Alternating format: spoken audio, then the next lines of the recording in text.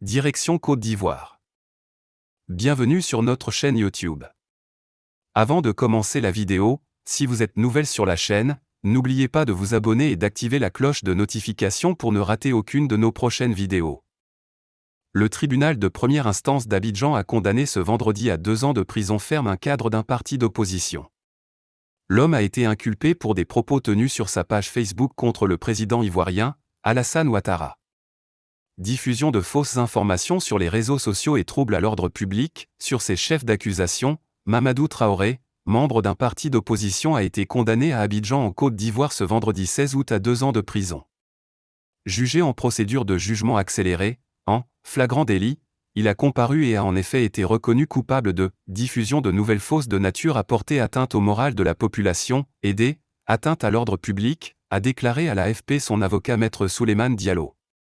Cadre du parti aujourd'hui dissous Génération et Peuple Solidaire, GPS, de l'ancien chef rebelle et ex-premier ministre Guillaume Soro, Mamadou Traoré avait été placé en garde à vue le 8 août dernier puis placé en détention le lendemain au pôle pénitentiaire d'Abidjan.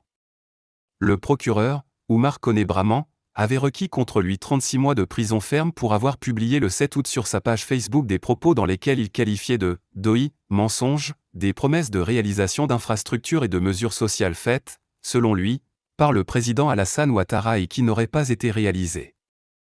Dans sa publication, effacée depuis par l'auteur, M. Traoré disait également relayer une information affirmant que le matériel militaire utilisé lors du défilé de la fête de l'indépendance, le 7 août, aurait été loué à la Force Takuba, mission de forces spéciales européennes au Sahel, chassée du Mali, et non à l'armée de Côte d'Ivoire.